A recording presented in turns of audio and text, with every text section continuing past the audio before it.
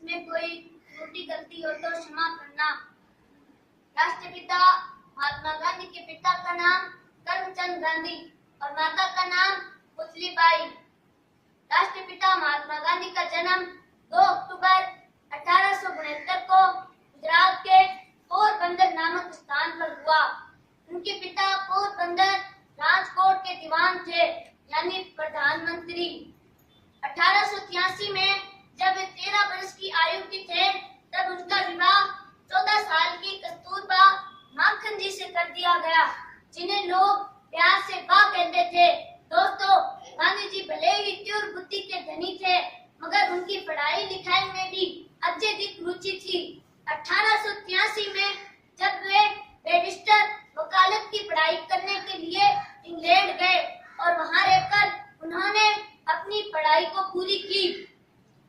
दोस्तों, गांधी जी ने भले ही इंग्लैंड जाकर कुछ शिक्षा प्राप्त की, मगर उन्हें अपनी पढ़ाई लिखाई व ऊंची हैसियत पर कोई गर्व न था। वो एक सच्चे भारतीय व एक सच्चे देशभक्त थे। उन्होंने अपना पूरा जीवन हिंदुस्तान को समर्पण कर दिया। बुरा न बोलो, बुरा न देखो, बुरा न सुनो, उनके जीवन के मूल मंत्र थे। 7 जनवरी 1915 को जब वे बैरिस्टर की पढ़ाई करके इंग्लैंड से भारत आए थे, तब ब्रिटिश सरकार प्रथम विश्व युद्ध में फंसी थी। तब गांधी जी ने अंग्रेजों का सहयोग किया और भारतीयों से भी सहयोग करने को कहा।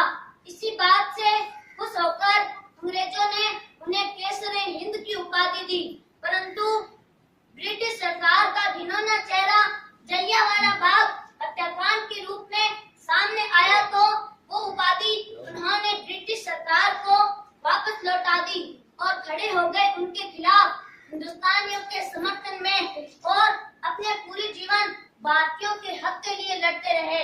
दोस्तों, गांधी जी साफ सफाई के प्रति बड़े सजग थे। उन्हें साफ सफाई पसंद थी। वे भारत को एक स्वच्छ व साफ भारत के रूप में देखना चाहते थे।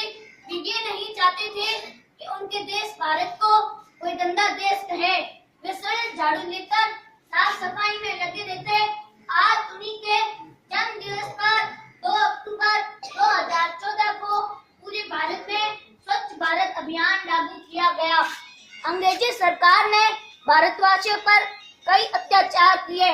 1919 का रोल्ड एक्ट, जिसमें ना वकील, ना अपील, ना दलील जैसे घोर अपमान सहने पर मजबूर कर दिया।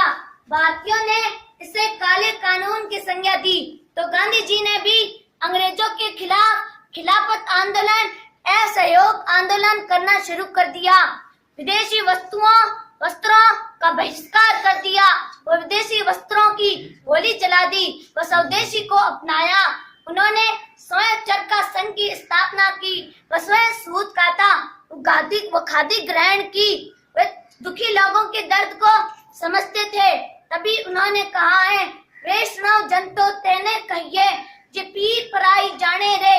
दोस्तों, गांधी जी की आंखों में जो आजाद हिंदुस्तान का सपना था, वो 15 अगस्त 1947 को